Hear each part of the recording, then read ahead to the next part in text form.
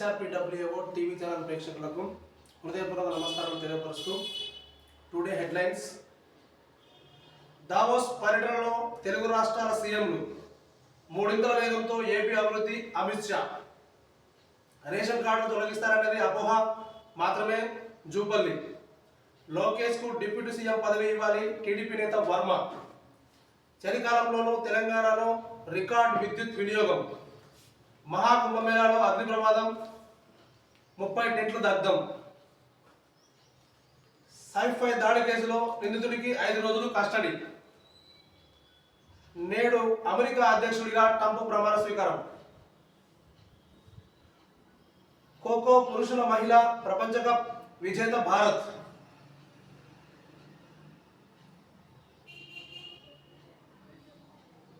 Pawan కార్యాలయంపై drone ఘటనపై పోలీసులు serious. Janasena నేతల ఫిర్యాదులో రంగంలోకి ప్రత్యేక టీమ్స్. విచారణతో 5 ప్రత్యేక బృందాలు. మన భారతదేశంలో వచ్చిన బాధ ఇది. ఎవరైతే సదుద్దేశంతో సొంత లాభాలు చూసుకోకుండా ప్రజలకు సేవ చేయాలని చూస్తారో, ఎవరైతే ధర్మంగా వాళ్ళ యొక్క విధిని నిర్వర్తించాలని చూస్తారో అలాంటి వారిని బతకనియకుండా రకరకాల ఇబ్బందులకు గురి చేస్తారు. ఎవరో మరి డ్రోన్ కెమెరాలు పెట్టినట్ట మన పవన్ కళ్యాణ్ గారి ఇంటి పైన. మరి అది ఓర్వలేనితనమా? మరి ఎందుకు జరుగుతుంది ఈ విషయంలో? దయచేసి నేను ఏపీ రాష్ట్ర పోలీస్ డిపార్ట్మెంట్ వారికి హెచ్ఆర్పిడబ్ల్యూఓ సంస్థ తరఫున నా యొక్క మనవి ఏంటంటే, సమస్య వచ్చినాక ఆ సమస్యను ఎదుర్కోవడం కంటే రాకముందే ఆ సమస్యను రాకుండా నివారించినప్పుడే చాలా కష్టపడాల్సిన పరిస్థితుల నుంచి మీరు కూడా సులువుగా మీకు కూడా ఉంటుంది.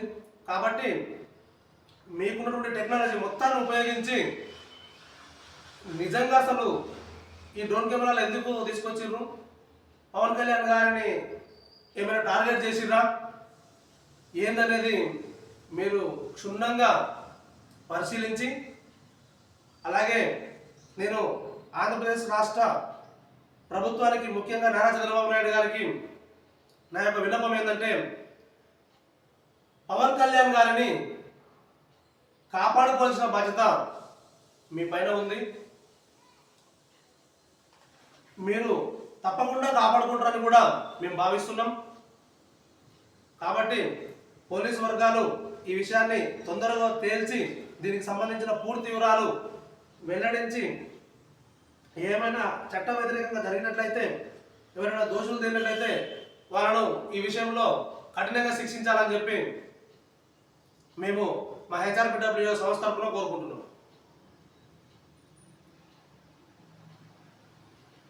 ఫోన్ ట్యాపింగ్ కేసులో కీలక పరిణామం. అమెరికాలో ఎస్ఐబి మాజీ చీఫ్ ప్రభాకర్ రావు, శ్రవణ్ రావు ఇద్దరిని భారత్కు రప్పించేందుకు అధికారుల ప్రయత్నాలు. నేరస్తుల అప్పగింత, అస్త్రం ప్రయోగించనున్న పోలీసులు. కరుడగట్టిన నేరస్తులను అప్పగించే విషయంలో భారత అమెరికా మధ్య ఒప్పందం. కేంద్రానికి నివేదిక పంపిన సిఐడి. అమెరికాకు నివేదిక పంపనున్న విదేశీ వ్యవహారాల శాఖ. ఇప్పటికే అమెరికాలో గ్రీన్ కార్డ్ పొందిన ప్రభాకర్, వీసా గడువు ముగిసిన అమెరికాలోనే ఉన్న శ్రవణ్ రావు. రెడ్ కార్నర్ నోటీస్కు హైదరాబాద్ పోలీసులు కసరత్తు. శబాష్, పోలీసు వర్గానికి ధన్యవాదాలు. మీరు చేసే ప్రయత్నం లోపం లేకుండా, మీ ప్రయత్నంలో లోపం లేకుండా మీరు ప్రయత్నించినట్లయితే తప్పకుండా సక్సెస్ అవుతారు. మీరనే కాదు, ఎవరైనా సరే ప్రయత్నంలో లోపం లేకుండా చేయడం మన బాధ్యత. తర్వాత దాని ఫలితాన్ని మనం భగవంతునికి అప్పచెప్పినట్లయితే, మనం చేసే ప్రయత్నంలో లోపం లేనట్లయితే తప్పకుండా మన ప్రయత్నం ఫలిస్తుంది. మా హెచ్ఆర్పిడబ్ల్యూఓ సంస్థ తరఫున కూడా మేము మీ ప్రయత్నం ఫలించాలని సకల దేవతలను కోరుకుంటున్నాం. తప్పకుండా ఫలిస్తుంది. ఈ ఫోన్ ట్యాపింగ్ విషయంలో నిందితులు ఎవరైతే ఉన్నారో వారందరికీ తప్పకుండా చట్టపరమైన శిక్షలు పడాలని చెప్పి మేము సంస్థ తరఫున కోరుకుంటున్నాం. జూబ్లీహిల్స్ లో పార్క్ స్థలం కబ్జా ప్రాంతాన్ని పరిశీలించిన మేయర్ విజయలక్ష్మి.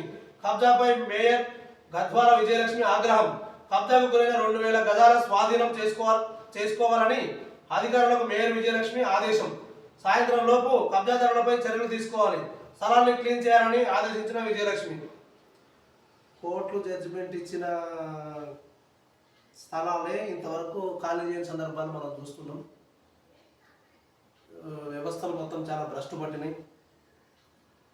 దయచేసి ప్రభుత్వ అధికారులందరూ మీ యొక్క విధి విధానాలను పటిష్టంగా, ఏ రాజకీయ ప్రలోభాలకు, ఏ రాజకీయ ఒత్తిడులకు, ఏ ప్రజలకు కూడా ప్రెజర్ కాకుండా చట్టబద్ధంగా మీ యొక్క విధి విధానాలను మీరు నిర్వర్తిస్తే, ఇంతవరకు కబ్జాలు జరిగినాయి, ఓకే, అది పక్కన పెడదాం అంటే పూర్తిగా వదిలిపెడదామని కాదు, ఆ చర్యలు ఒక పక్కన జరుగుతూనే ఉంటాయి.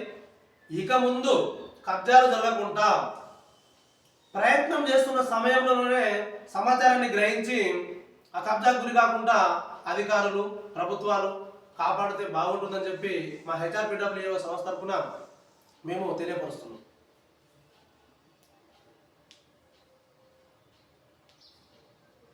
రాష్ట్రంలో పుట్టినప్పటి నుంచి ఆధార్ కార్డుకు దరఖాస్తు చేసుకుని 11,65,224 మంది చిన్నారుల కోసం ఈ నెల 21వ తేదీ నుంచి గ్రామ వార్డు సచివాలయాల్లో ప్రత్యేక క్యాంపులు నిర్వహించనున్నారు.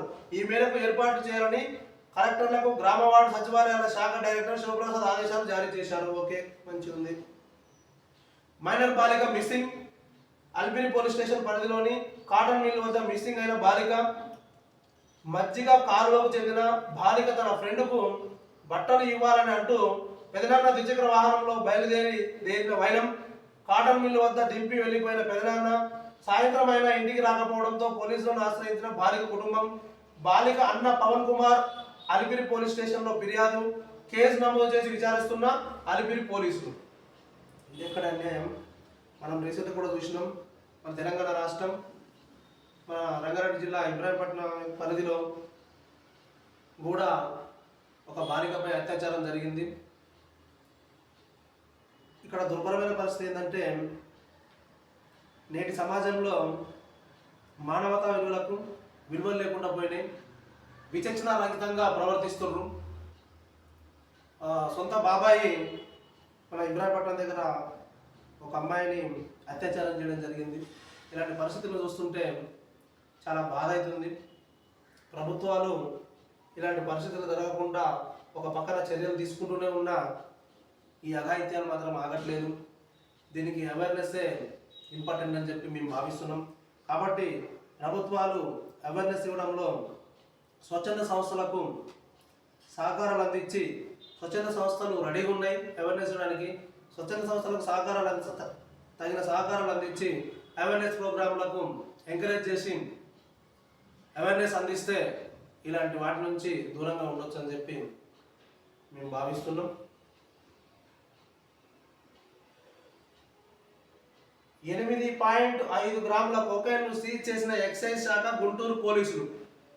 గుంటూరు శ్యామలానగర్ వద్ద 3 వ్యక్తులను అదుపులోకి తీసుకొని విచారించగా అసలు విషయం బయటపడింది. రాష్ట్రంలో తొలి కొకైన్ కేసుగా నమోదు చేసిన పోలీసులు. గుంటూరు నగరంలో 1 గ్రామ్ కొకైన్ 6,000 నుంచి 3,000 రూపాయల వరకు అమ్మకాలు జరుగుతున్నాయి. నల్ల చెరువుకు చెందిన 3 వ్యక్తులు ఇటువంటి మారక ద్రవ్యాలను నగరంలో అమ్మకాలు చేస్తున్నారు. 7 ప్యాకెట్లలో ఉన్నటువంటి 8.5 గ్రాముల కొకైన్ను సీజ్ చేసిన ఎక్సైజ్ పోలీసులు. గంజాయి మారక ద్రవ్యాలకు సంబంధించిన వివరాలు 14,500 నెంబర్కు, అంటే 14500 నెంబర్కు సమాచారం ఇవ్వాలని కోరిన ఈ ఎక్సైజ్ అధికారులు. ఈ గంజాయి దాగే గుండా కొడుకులు, డ్రగ్స్ తీసుకునే వాడతావులు వీళ్ళ సమాచారం ఇస్తే ఇచ్చింది ఎవరో తెలిస్తే వాళ్ళని వదులుతారండి. దయచేసి పోలీసు వారు ఈ విషయాన్ని కూడా గోప్యంగా ఉంచుతున్నారు. కానీ అయినా సరే కొన్ని సందర్భాలలో ఇటు విషయాలు కూడా బయటపడుతున్నాయి. బయటపడకుండా గోప్యంగా ఉంచినట్లయితే మీరు ప్రజల ముందుకు వచ్చే అవకాశం ఉంటుందని చెప్పి నేను పోలీసు వారికి సంస్థ తరఫున విన్నవించుకుంటున్నా.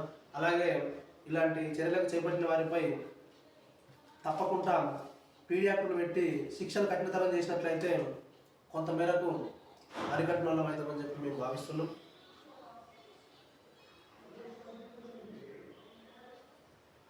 ఏపీలో అర్హతలు లేకుండానే పింఛన్లు తీసుకుంటున్న వారిని ఏరివేసేందుకు అధికార యంత్రాంగం తనిఖీలు మొదలుపెట్టింది. తాజాగా దివ్యాంగుల కేటగిరీలో అర్హత లేని వారిని గుర్తించేందుకు అధికారులు సన్నద్ధం అవుతున్నారు. ఈ నెల 22 నుంచి 30 వరకు పీజీ వైద్య విద్యార్థులు రోజుకు 200 మంది లబ్ధిదారులకు చొప్పున పరీక్షలు నిర్వహించనున్నారు. ఒకవేళ వైద్య పరీక్షలకు వెళ్ళకపోతే ఫిబ్రవరి 1 నుంచి అనర్హులకు పింఛన్లు నిలిపివేయనున్నారు. ఈ పథకం అనే కాదు, అసలు ఏ పథకమైనా సరే, ఏ విషయంలో సరే చాలా దిక్కులు మనం చూస్తున్నాం. అర్హత లేని వారి అనర్హులు రాజకీయ నాయకులు అండదండతో ఈ వర్గం మా వర్గం అని, వీళ్ళు మనకే ఓటేస్తారని చెప్పి, వీళ్ళు మన వాళ్ళని చెప్పి మనం దీన్ని చేయాలని చెప్పి కొంతమంది ప్రభుత్వ అధికారులు లంచాల కమ్ముడు పోయి తప్పుడు సర్టిఫికెట్లు జారీ చేయడం, ఇలాంటివి జరగడం వల్ల నిజంగా పథకాలు పొందవలసిన వాళ్ళు పొందకుండా పథకాలకు అనర్హులైన వాళ్ళు పొందిన సందర్భాలు చాలా ఉన్నాయి. ఈ విషయంలో రాష్ట్ర ప్రభుత్వం, దేశ ప్రభుత్వం కఠినమైన చర్యలు తీసుకొని ఎవరైతే అనర్హులైన వారి పథకాన్ని అనుభవిస్తున్నారో వారి ఆ పథకాల నుంచి తొలగించి అర్హులైన వారందరికీ, ప్రతి ఒక్కరికి పథకం అందేలాగా చర్యలు చేపట్టాలని చెప్పి నేను రాష్ట్ర ప్రభుత్వాన్ని, కేంద్ర ప్రభుత్వాన్ని మా సంస్థ తరఫున కోరుకుంటున్నాను. సిఆర్పిఎఫ్ డైరెక్టర్ జనరల్ గా జ్ఞానేంద్ర ప్రతాప్ సింగ్ నియమితులయ్యారు. ఇంతవరకు ఈ పదవిలో ఉన్న అనీస్ దయాల్ సింగ్ డిసెంబర్ 31 పదవి విరమణ చేశారు. 1991 బ్యాచ్ ఐపీఎస్ అధికారి అయిన సింగ్ ప్రస్తుతం అస్సాం డీజీపీగా పనిచేస్తున్నారు. జ్ఞానేంద్ర ప్రతాప్ సింగ్ ఈ పదవిలో 2027 నవంబర్ 31 వరకు కొనసాగనున్నారు. ఏ పదవిలో ఎవరు కొనసాగినా కూడా ఆ పదవికి న్యాయం చేస్తే, సరైన న్యాయం చేస్తే బాగుంటుందని చెప్పి మేము భావిస్తున్నాం. ప్రభుత్వ రంగంలోనే విశాఖ ఉక్కు శాశ్వత పరిష్కారం కోసం చర్యలు తీసుకోవాలి. ముఖ్యమంత్రికి సిపిఎం లేఖ. ఏమని రాసిందో లేఖ చూద్దాం. అమరావతి బ్యూరో విశాఖ స్టీల్ ప్లాంట్ను ప్రభుత్వ రంగంలో కొనసాగేలా శాశ్వత పరిష్కారం కోసం చర్యలు తీసుకోవాలని రాష్ట్ర ప్రభుత్వాన్ని సిపిఎం రాష్ట్ర కమిటీ కోరింది. ఈ మేరకు ముఖ్యమంత్రి చంద్రబాబు నాయుడుకు పార్టీ రాష్ట్ర కార్యదర్శి వి శ్రీనివాసరావు ఆదివారం లేఖ రాశారు. స్టీల్ ప్లాంట్కు అవసరమైన తక్షణ సాయం 11,400 కోట్ల ప్యాకేజీని కేంద్ర ప్రభుత్వం ప్రకటించిందన్నారు. స్వాగతిస్తున్నామని, అయితే ఇది తాత్కాలిక ఉపశమనం మాత్రమేనని తెలిపారు. శాశ్వత పరిష్కారం దిశగా ఇది మొదటి అడుగని, స్టీల్ ప్లాంట్ నిలదొక్కుకోవాలంటే మరికొన్ని చర్యలు తీసుకోవాలని కోరారు. సెయిల్లోని విలీనం చేసిన దీనికి శాశ్వత పరిష్కారం చూపాలన్నది ప్రజల వాంఛ అని వివరించారు. కేంద్ర ఉక్కు శాఖ మంత్రి కుమారస్వామి ఈ అంశం భవిష్యత్తులో ఆలోచించాలని అన్నారని, అయితే వెంటనే సెయిల్లో విలీనం చేయడం ద్వారా పెట్టుబడి, మార్కెట్, గనుల సమస్యలు పరిష్కారం అవుతాయని సూచించారు. ఈ విషయంపై కేంద్ర ప్రభుత్వంలో ఉన్న పలుకుబడిని ఉపయోగించి సెయిల్లో విలీనం జరిగే విధంగా చూడాలని చంద్రబాబు కోరారు. విశాఖ ఉక్కు ఫ్యాక్టరీ స్థిరంగా లాభాలతో నడవాలంటే దానికి సొంత గనులు కావాలని తెలిపారు. ఇంతవరకు ప్రారంభమే కానీ ఆర్సిలార్ మిట్టల్ ఫ్యాక్టరీకి కూడా గనులు కేటాయించాలని కేంద్రాన్ని కోరిన విషయాన్ని ప్రస్తావించారు. పైప్ లైన్ ద్వారా సరఫరా జరిగేందుకు వీలుగా సొంత పోర్టును కూడా అనుమతించాలని పేర్కొన్నారు. మరి విశాఖ ఉక్కు ఎందుకు గనులు కేటాయించాలన్న ప్రశ్న ప్రజల్లో ఉదయిస్తున్నదని తెలిపారు. గనులు కేటాయించకుండా సంక్షోభం నుంచి బయటపడడం కష్టమని ముఖ్యమంత్రికి కూడా తెలుసని, కావున కేంద్ర ప్రభుత్వం తక్షణం గనులు కేటాయించే విధంగా పలుకుబడిని ఉపయోగించాలని కోరారు. ప్యాకేజీ ప్రకటించడంతో పాటు విశాఖ ఉక్కు ప్రైవేటీకరణ సమస్యపై కేంద్ర ప్రభుత్వం ఇంతవరకు ప్రకటన చేయలేదని పేర్కొన్నారు. 4 ఏళ్లుగా కార్మికుల ఆందోళనకు ముగింపు పలకాల్సి ఉందని అన్నారు. రాష్ట్రంలో ఏ ప్రభుత్వం అధికారంలో ఉన్నా ప్రజాభీష్టానికి అనుగుణంగా ప్రైవేటీకరణను వ్యతిరేకించాయని తెలిపారు. ఈ ప్రతిపాదనలో కేంద్ర ప్రభుత్వం ఉపహరించుకోకుండా ప్రైవేటీకరణ ప్రమాదం తొలగిపోదని వివరించారు. 32 మంది ప్రాణత్యాగాలతో ఏర్పడిన విశాఖ ఉక్కు ఆంధ్రుల హృదయ స్పందనకు చిహ్నమని తెలిపారు. ప్రజల మనోభావాలను పరిగణలోకి తీసుకుని రాష్ట్ర ప్రభుత్వం తమ యావత్ పలుకుబడిని ఉపయోగించి ప్రైవేటీకరణ నిర్ణయాన్ని కేంద్ర కేబినెట్ ఉపసంహరించుకునే విధంగా చూడాలని కోరారు. నష్టాల నుంచి గట్టెక్కి ఇది ముందుకు నడపాలంటే అదొక్కటే అంతిమ పరిష్కారం అని విజ్ఞప్తి చేశారు. ప్యాకేజీ పేరుతో సిబ్బంది కుదింపును ఆమోదించొద్దని కోరారు. వాలంటరీ రిటైర్మెంట్ స్కీమ్ ఉపసంహరింపజేసి కాంట్రాక్ట్ వర్కర్లకు ఉద్యోగ భద్రత కల్పించాలన్నారు. అప్పుడే ఉత్పాదన పెరుగుతుందని, కార్మికులు, ఉద్యోగులు రాష్ట్ర ప్రభుత్వం అండగా నిలబడాలని కోరారు.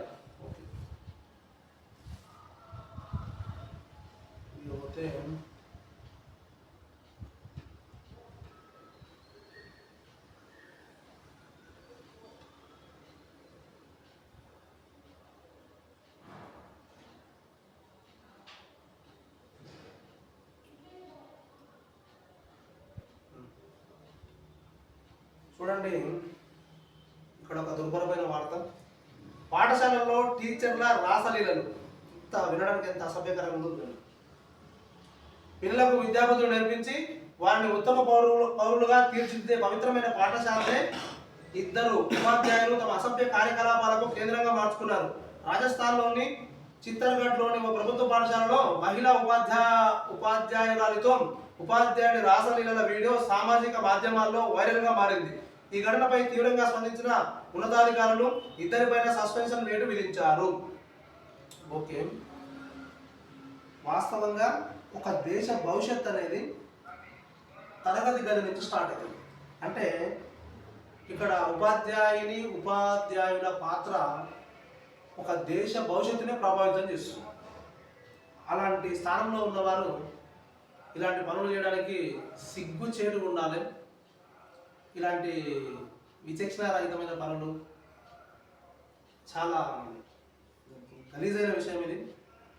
ఇలాంటి వారిపై తప్పకుండా కఠిన చర్యలు తీసుకోవాలి. మీరు ఆలోచించండి, ఈరోజు తరగతి గది నుంచి వచ్చిన వ్యక్తే ఒక సర్పంచి, తరగతి గది నుంచి వచ్చిన వ్యక్తే ఒక ఎమ్మెల్యే, తరగతి గది నుంచి వచ్చిన వ్యక్తే ఒక ఎంపీ, తరగతి గది నుంచి వచ్చిన వ్యక్తే ఒక ముఖ్యమంత్రి, తరగతి నుంచి వచ్చిన వ్యక్తే ఒక ప్రధానమంత్రి. అసలు ఈ వ్యవస్థనే తరగతి గది నుంచి స్టార్ట్ అవుతుంది. ఈ వ్యవస్థ అభివృద్ధికి తరగతి గదియే మూలస్థానము. అలాంటి తరగతి గదులలో విద్యాబుద్ధులు నేర్పించేది పోయి ఇలాంటి నీచ పనులు చేసే ఈ ఉపాధ్యాయులకు తగిన శిక్ష ఉండాలి. అది ఏ విధంగా ఉండాలంటే పూర్తిగా శాశ్వతంగా వీళ్ళని ఉద్యోగం నుంచి తొలగించేసేయాలి వీళ్ళకు.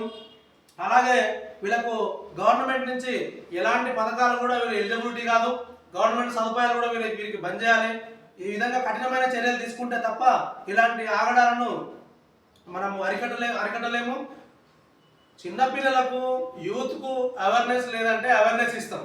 దున్నపోతులు లెక్క పెద్దగా ఎదిగి విద్యాబుద్ధులు నేర్పించాల్సి పోయి ఆ దున్నపోతులను సేకరణ చేసుకుంటే ఈ స్కూళ్ళలో ఉండే వీళ్ళకు చర్యలు ఎట్లా ఉండాలి ఇంకా. అందుకనే ఈ విషయంలో మేము కేంద్ర ప్రభుత్వానికి ఆయా రాష్ట్రాల ప్రభుత్వానికి ఒక ఉపాధ్యాయుల పాత్ర అనేది దేశ భవిష్యత్తులో అమోఘమైన పాత్ర కనుక ఇది ఒక రకమైన దేశద్రోహం అని కూడా అనొచ్చు. ఎందుకంటే దేశ భవిష్యత్తునే ఖరాబ్ చేస్తుంది. కాబట్టి ఇట్లాంటి చర్యలకు పాల్పడిన వారిపై తగిన చర్యలు తీసుకొని చర్యలకు పాల్పడకుండా ప్రభుత్వాలు చూడాలని చెప్పి మేము తెలియపరుస్తున్నాం.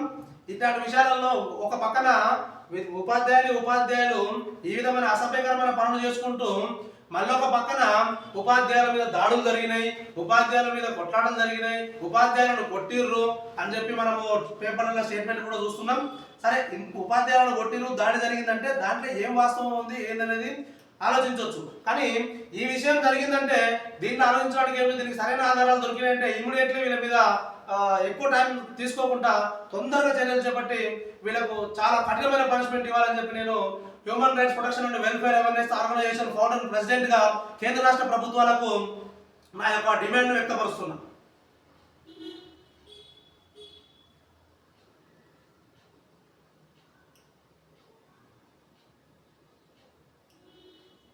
చూడండి, నిజామాబాద్లో అశ్లీల వీడియో కాల్స్తో ఆగమాగం అశ్లీల వీడియో కాల్స్ అంట. మరి ఇదేం చూద్దాం ఒకసారి. నిజామాబాద్ జిల్లాలో సదాశివనగర్ సర్కిల్ పరిధిలోని ఓ వ్యక్తి భార్య ప్రసవం కోసం పుట్టింటికి వెళ్ళింది. ఒంటరిగా ఉన్న అతనికి రాత్రిపూట వీడియో కాల్ వచ్చింది. అందమైన అమ్మాయి దుస్తులు విప్పి నగ్నంగా మాట్లాడింది. హిందీలో మాట్లాడుతూ మీరు కూడా దుస్తులు విప్పాలని కోరింది. భయపడిన అతను వెంటనే కాల్ కట్ చేసి ఆ నంబర్ను బ్లాక్ చేశాడు. కామారెడ్డికి చెందిన ఓ యువకుడికి ఇటీవల ఓ యువతి నగ్నంగా వీడియో కాల్ చేయడంతో ఆసక్తిగా మాట్లాడాడు. కాల్ ముగిసిన కొద్దిసేపటికి ఆ యువతి ఫోన్ చేసి తాను వీడియో రికార్డ్ చేశానని, డబ్బులు ఇవ్వకపోతే సామాజిక మాధ్యమాల్లో పెడతానని బెదిరింపులకు పాల్పడింది. యువకుడు భయపడి ఆ అమ్మాయికి 60,000 పంపించాడు. అనంతరం మళ్ళీ గుర్తు తెలియని వ్యక్తి ఫోన్ చేసి ఓ అమ్మాయి మీ పైన పోలీస్ స్టేషన్లో ఫిర్యాదు చేసింది, అరెస్ట్ చేయకుండా ఉండాలంటే వెంటనే డబ్బులు పంపాలని భయపెట్టాడు. బాధితుడు మరో 60,000 పంపాడు. వేధింపులు ఎక్కువ కావడంతో కామారెడ్డి పోలీస్ స్టేషన్లో ఫిర్యాదు చేశాడు. మరి సకాలం పనిరాల పనులు ఎందుకు చేయాలి ఆయన? ఎందుకు ఆ వీడియోలు చేయాలి మీరు? ఎందుకు మళ్ళీ పోలీస్ స్టేషన్లకు ఫిర్యాదులు చేయాలి? అలాంటి వాళ్ళు వీడియోలు చేస్తే వాళ్ళపై ఎందుకు స్పందించాలి? అంత మాత్రం జ్ఞానం లేకుండా ఉన్నదా సమాజం? తెలుసు, అన్నీ తెలిసే చేస్తారు ఇలాంటివన్నీ. మళ్ళీ పైగా ఫిర్యాదులు కంప్లైంట్లు ఇవన్నీ. ముందు జాగ్రత్త పడాలి. అవగాహన లేని వాళ్ళు చేస్తే ఒక సకాలం ఉంటుంది. అన్ని అవగాహనలో కూడా ఈ పనులు చేసుకొని మన పోలీసులు ఫిర్యాదులు కంప్లైంట్ చేసుకోండి. చట్టంలో ఉంది చేసుకోవచ్చు, కానీ మానవత్వం కనీస ధర్మం అనేది ఉండాలి కదా. అవి పాటిస్తే ఇలాంటి సమస్యలు ఎదురుకావు. ఎదురైనా కూడా ఇలాంటి సమస్యలు ఎదురుకావు. అప్పుడు మీరు ఇలాంటి ప్రాబ్లం నుంచి బయటపడే అవకాశం ఉంటుంది. ఇక చూద్దాం. ఇక న్యాయం దక్కే వరకు నా పోరాటం ఆగదంట మంచు మనోజ్ అంట. అసలు ఇలా కథ ఏందో చూద్దాం ఒకసారి మనం. ఈ మంచి కథ. రంగారెడ్డి జిల్లా అదనపు కలెక్టర్ ప్రతిమా సింగ్ ను నటుడు మంచు మనోజ్ కలిశారు. ఇటీవల చోటు చేసుకున్న పలు విషయాల గురించి అదనపు కలెక్టర్తో చర్చించారు. చూద్దాం ఏం చర్చించలేదనేది. కుటుంబ వివాదాలతో నటుడు మంచు మోహన్ బాబు కుటుంబం గత కొంతకాలంగా వార్తల్లో నిలుస్తున్న విషయం తెలిసిందే. తాజాగా రంగారెడ్డి జిల్లా అదనపు కలెక్టర్ ప్రతిమా సింగ్ ను నటుడు మంచు మనోజ్ కలిశారు. ఇటీవల చోటు చేసుకున్న పలు విషయాల గురించి అదనపు కలెక్టర్తో చర్చించారు. తన ఆస్తుల్లో ఉంటున్న వారిని ఖాళీ చేయించాలని కోరుతూ మోహన్ బాబు కొన్ని రోజుల క్రితం జిల్లా మెజిస్ట్రేట్ ను ఆశ్రయించారు. జన్పల్లిలోని తన నివాసాన్ని కొందరు ఆక్రమించుకున్నారని ఆయన ఫిర్యాదులో పేర్కొన్నారు. తాను కొంతకాలంగా తిరుపతిలోనే ఉంటున్నారని తెలిపారు. అనంతరం ఆ నివాసంలో ఉంటున్న మనోజ్ కు కలెక్టర్ నోటీసులు పంపించారు. ఈ క్రమంలోనే వివరణ ఇచ్చేందుకు మనోజ్ తాజాగా రంగారెడ్డి జిల్లా అదనపు కలెక్టర్ను కలిశాడు. ఏమయ్యా మనోజ్, తండ్రి మీద ఎందుకయ్యా ఇంత పంతం నీకు? ఏ తండ్రి కూడా తనకున్నటువంటి సంతానంలో ఒకరిని ఎక్కువ ఒకరిని తక్కువ చూస్తారనేది ఎందుకంటే ఒక కుటుంబంలో ఎవరి టాలెంట్ వారికే ఉంటుంది. ఎవరి టాలెంట్కు తగ్గట్టుగా వారికి తల్లిదండ్రులు సహకరించుకుంటూ వెళ్ళిపోతారు. దాన్ని మనం తప్పు పట్టద్దు. తల్లిదండ్రుల ప్రేమ అనేది సమానంగానే ఉంటుంది, కానీ ఒకరిపై ఎక్కువ ఒకరిపై తక్కువ అనేది ఉంటుంది అనేది అది అసంభవం. అయినా సరే తల్లిదండ్రులు మనకు జన్మనిచ్చి ఈ అద్భుతమైన లోకాన్ని పరిచయం చేసి ఈ లోకం అంతా మనకు అప్పచెప్పిర్రు. ఈ లోకంలో నువ్వు ఎంత సంపాదించుకుంటావు అనేది, ఈ లోకము ఎంత వెలకట్టలేని ఆస్తులు ఉన్నాయి ఈ లోకంలో. ఆ లోకంలో నేను పడేస్తున్నారు నీకు జన్మనీయడంతో. పొద్దున్నేసి ఆ లోకంలో తిరుగుతావు, అక్కడనే తింటావు, అక్కడనే నిద్రపోతావు, అక్కడనే లేస్తావు, అక్కడనే తిరుగుతావు. ఇన్ని చేసుకుంటూ అక్కడ కొంత నువ్వు సంపాదించుకోవడానికి ప్రయత్నం చేయాలి. కానీ ఇక ఇంత ఆస్తి నీకు ఆల్రెడీ ప్రసాదించినట్టే తల్లిదండ్రులు ఎవరైనా సరే. ఈ లోకాన్ని పరిచయం చేయడంతోనే మనకు అనంతమైన ఆస్తిని ఇచ్చినంత విలువ. ఆ అనంతమైన ఆస్తిలో మనం పడేసినప్పుడు దాంట్లో మనం ఎంతో కొంత మనం సంపాదించుకోవడానికి ప్రయత్నం చేయాలి తప్ప వాళ్ళ ఆస్తుల కొరకు మనం కొట్లాడటం తప్పు. మనోజ్ గారు, మీరు దయచేసి ఈ యొక్క విషయాన్ని ఇంతటితో కట్ చేసి మీ నాన్నగారికి క్షమాపణ చెప్పి మీ నాన్నగారి ఆస్తులు మొత్తం మీ నాన్నగారికి అప్పచెప్పి మీ జీవితాన్ని మీరు స్వతహాగా కష్టపడి ముందుకు పోయి బతకండి. తల్లిదండ్రులను గౌరవించిన వాళ్ళు అవుతారు. మీరే కాదు, సమాజంలో ఇలాంటి చర్యలకు పాల్పడుతున్న ప్రతి ఒక్కరికి ఇది మా హెచ్ఆర్పిడబ్ల్యూ సంస్థ యొక్క విన్నపం.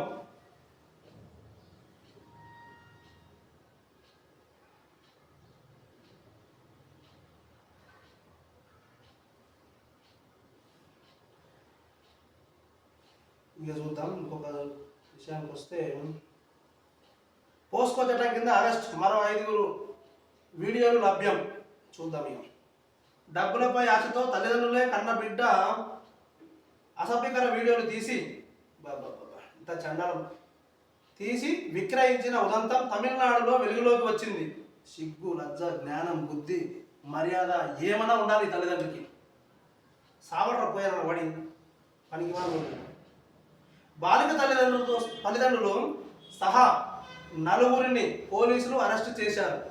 మరి తల్లిదండ్రులకి 9 సహకరించినట్టు మంచి పని చేశారు. చెన్నైకి చెందిన ఒక వ్యక్తి ఇటీవల మైలాపూర్లోని ఆల్ ఉమెన్ ఠాణాకు వచ్చి 2 సెల్ ఫోన్లను పోలీసులకు అప్పగించాడు. వాటిలో ఓ బాలిక అసభ్యకర వీడియోలు పెద్ద సంఖ్యలో ఉన్నాయి. వాటిని ఇతరులకు షేర్ చేస్తున్నట్లు ఫిర్యాదు చేశారు. బాలికతో సన్నిహితంగా ఉన్న ఇద్దరిని గుర్తించిన పోలీసులు పోస్కో చట్టం కింద అరెస్ట్ చేశారు. వారిలో ఒకరు పట్టిన స్పాక్ కంకి చెందిన వ్యక్తి కాగా మరొకరు తాంబరంలో ఉంటున్నారు. వారిద్దరికి బాలిక తల్లిదండ్రులే సహాయపడ్డారని, వారే వీడియోలు తీశారని విచారణలో తేలింది. ఫోటోలు, వీడియోలను డబ్బులకు విక్రయిస్తున్నట్లు గుర్తించారు. పోలీసులు బాధితురాలని వైద్య పరీక్షల నిమిత్తం ఆసుపత్రిలో చేర్పించారు. బాలిక తండ్రి సెల్ ఫోన్ పరిశీలించగా ఆమె స్నేహితురాలు 6 పాఠశాల విద్యార్థులలోనూ ఇలాంటి కృత్యాలే చేయించినట్లు బయటపడింది. ఆ వీడియోలు ఆధారంగా 6 బాలికలను గుర్తించి పోలీసులు వారి నుంచి రహస్యంగా వివరాలు సేకరిస్తున్నారు. తమను బెదిరించి ఈ పనులు చేయించినట్లు వారు చెప్పినట్లు తెలిసింది. బాధితురాలు ఇంకా భయంతోనే ఉండడంతో కౌన్సిలింగ్ చేస్తున్నారు. ఈ కేసు వివరాలు రహస్యంగా ఉంచి పోలీసులు బాధితులు ఇంకా ఎవరైనా ఉన్నారనే కోణంలో ఆరాధిస్తున్నారు. ఇక చూడండి, కన్న తల్లిదండ్రులే ఇలాంటి చర్యలకు పాల్పడడం అనేది చాలా బాధాకరమైన విషయం. ఇక సమాజంలో ఈ విధమైన చర్యల్ని ఆపాలంటే శిక్షలు కఠినంగా ఉండాలి. అలాగే నేను పదే చెప్తున్నా, అవేర్నెస్ ప్రోగ్రామ్స్ మీద దృష్టి పెట్టండి. కేంద్ర రాష్ట్ర ప్రభుత్వాలు అవేర్నెస్ ప్రోగ్రామ్ మీద స్పెషల్గా ఫండ్ కేటాయించండి. నరేంద్ర మోడీ గారు ఈ నెల ఎండింగ్లో మీరు బడ్జెట్ని ప్రవేశపెడుతున్నారని తెలిసింది వాళ్ళ న్యూస్ ద్వారా. దయచేసి ఈ యొక్క అవేర్నెస్ ప్రోగ్రాంల కొరకు కొంత ఫండ్ను అధిక మొత్తంలో వెచ్చించి రాష్ట్ర ప్రభుత్వాలతోని ఈ యొక్క అవేర్నెస్ ప్రోగ్రామ్ చేయించి ఇలాంటి చర్యలు జరగకుండా నివారించాలని చెప్పి నేను మా యొక్క సంస్థ తరఫున సవినయంగా మిమ్మల్ని వేడుకుంటున్నాను.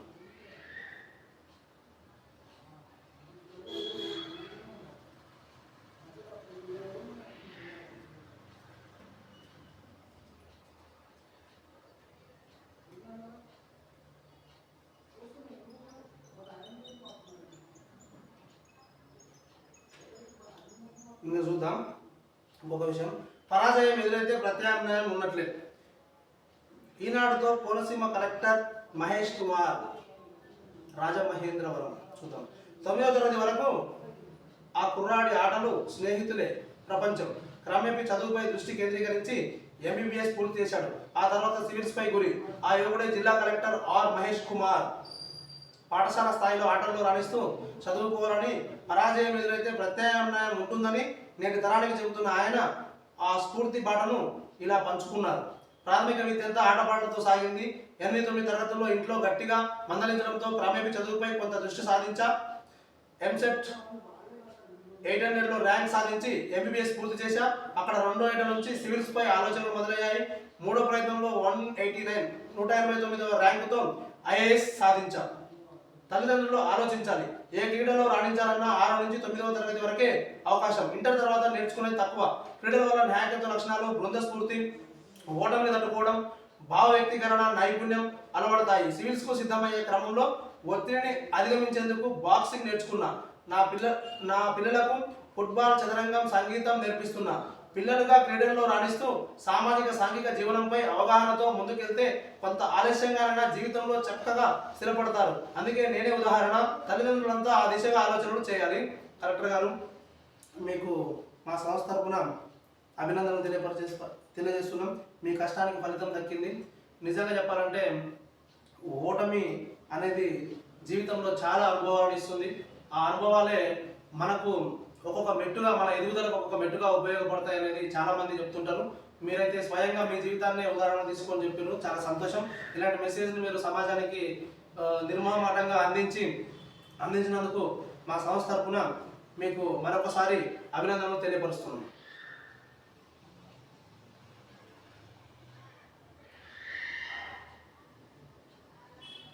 ఇక చూద్దాం. సీఎం రేవంత్ రెడ్డి బృందం దావోస్ పర్యటన.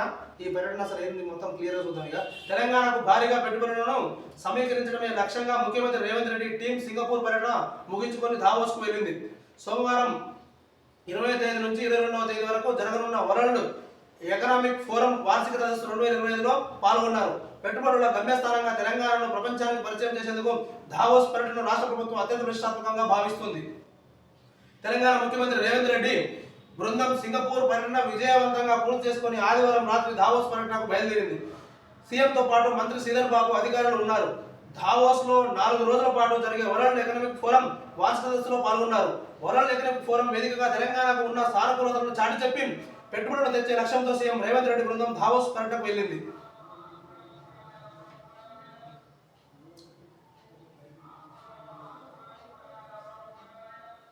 సోమవారం వరల్డ్ ఎకనామిక్ ఫోరం సదస్సును హాజరు కానున్నారు. పెట్టుబడులకు ఆకర్షణ లక్ష్యంగా దావోస్లో రేవంత్ రెడ్డి పర్యటన కొనసాగింది. ప్రపంచ అగ్రశ్రేణి పరిశ్రమలు సంస్థల అధినేతలతో ముఖ్యమంత్రి రేవంత్ రెడ్డి గారు భేటీ కానున్నారు. సోమవారం నుంచి 22వ తేదీ వరకు జరగనున్న వరల్డ్ ఎకనామిక్ ఫోరం వార్షిక సదస్సు 2020లో రేవంత్ రెడ్డి బృందం పాల్గొంటుంది. పెట్టుబడుల గమ్యస్థానంగా తెలంగాణకు ప్రపంచానికి పరిచయం చేసేందుకు దావోస్ పర్యటన రాష్ట్ర ప్రభుత్వం అత్యంత ప్రతిష్టాత్మకంగా భావిస్తుంది. గత ఏడాది దావోస్ పర్యటన సందర్భంగా రాష్ట్రానికి 40,000 కోట్ల పెట్టుబడులను ప్రభుత్వం సమీకరించింది. ఈసారి అంతకు మించి పెట్టుబడులను తేవడమే లక్ష్యంగా తమ పర్యటన కొనసాగుతుందని సీఎం రేవంత్ రెడ్డి ఇటీవల అధికారులతో సమీక్షలో వెల్లడించారు. ప్రభుత్వం అనుసరిస్తున్న విధానాలలో రాష్ట్రంలో చేపడుతున్న వివిధ అభివృద్ధి ప్రాజెక్టులతో అంతర్జాతీయ దిగ్గజ కంపెనీల పెట్టుబడులకు ఆసక్తి ప్రదర్శిస్తాయని ఆశాభావం వ్యక్తం చేశారు. ఇప్పటికే గ్లోబల్ కేపబిలిటీ సెంటర్లకు హైదరాబాద్ అడ్డాగా మారింది.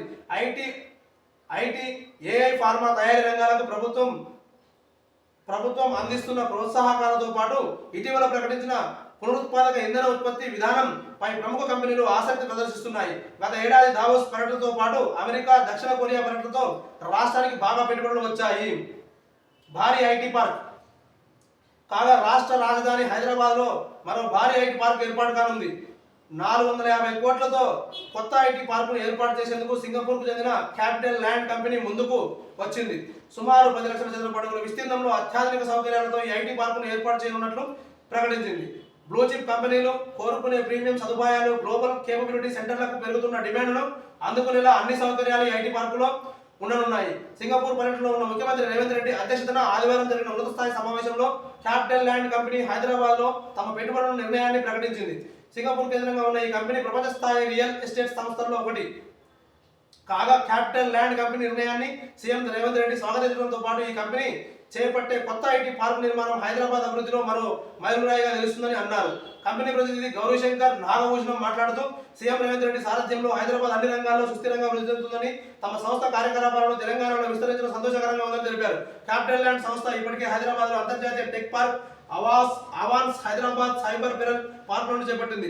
గతంలో ఈ సంస్థ ప్రకటించిన 25 మెగావాట్ల ఐటీ డేటా సెంటర్ ఈ ఏడాది మధ్యంలో అందుబాటులో రానుంది. ఐటీపీహెచ్ 2వ దశ ఈ ఏడాదిలో ప్రారంభమై 2028 నాటికి పూర్తి కానుంది. సీఎం కార్యాలయం విడుదల చేసిన ప్రకటనలో పేర్కొంది. చూసారా మన ముఖ్యమంత్రి గారు దావోస్కి వెళ్ళి అక్కడ మన రాష్ట్రానికి నిధులు తీసుకురావడానికి చాలా ప్రయత్నాలు చేస్తున్నారు. ముఖ్యమంత్రి గారు చాలా సంతోషం, మీరు చాలా కష్టపడుతున్నారు, అర్థమవుతుంది. సరే, ఇదంతా కూడా ప్రజలకు కూడా అర్థమయ్యే టైం వస్తుంది. మీ వంతు మీరైతే కష్టం చేస్తున్నారని మాకు అనిపిస్తున్నది. మా సంస్థ తరఫున మీకు ధన్యవాదాలు. మీరు చేసే ప్రయత్నానికి ఖచ్చితంగా ఫలితం దక్కాలని చెప్పి మేము సకల విధంగా కోరుకుంటున్నాం. ధన్యవాదాలు.